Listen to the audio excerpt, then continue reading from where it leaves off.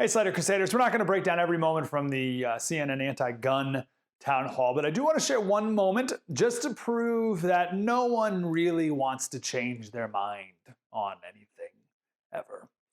This clip was tweeted by someone who works at the Center for American Progress, which is a far-left think tank group, and he runs an organization within that called Guns Down America. And he tweeted, "Florida history teacher schools Dana Lash on the Second Amendment. It's amazing!" And then he posts this clip.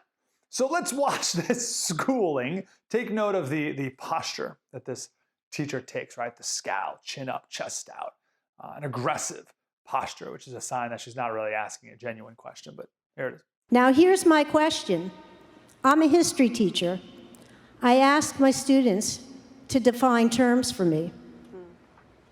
So I'd like you to define something for me, because I've wondered about it, and I want to know, what is your definition of a well-regulated militia, as stated in the Second Amendment, and using supporting detail, explain to me how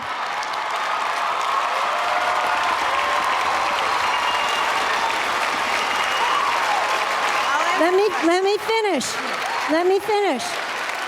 And using supporting detail, explain to me how an 18-year-old with a military rifle is well regulated. And the world, our country, our nation is going to grade your answer.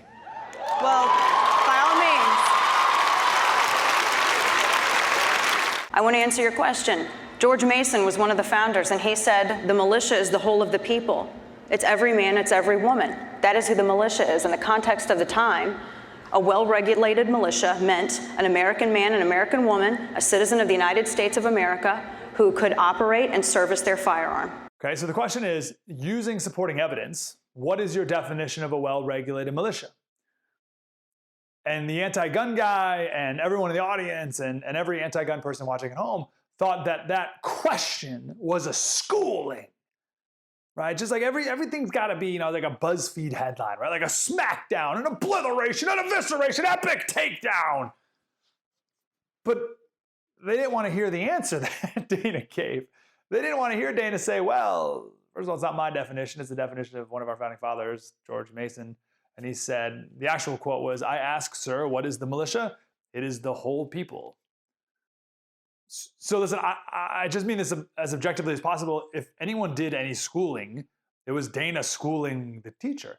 But I don't even want to play that game. I think a more appropriate headline would be, NRA representative accurately answers question.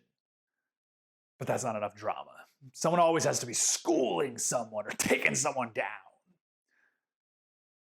My main analysis here is about human nature. We don't want to change our minds.